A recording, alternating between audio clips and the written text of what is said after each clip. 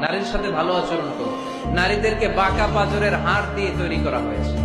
এই হাড়কে সোজা করতে গেলে ভেঙে যাবে, রেখে দিলে বাঁকাই থেকে যাবে। তো কি করতে হবে? ফাস্তাউসু বিন-নিসাই খায়রা, কোমল আচরণ করো।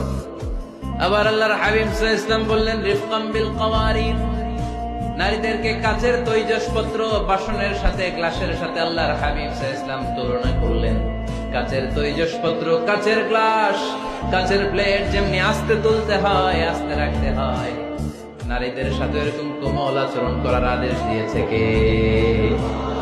কাচের গ্লাস, তৈজসপত্র, জগ কিভাবে রাখেন আপনারা?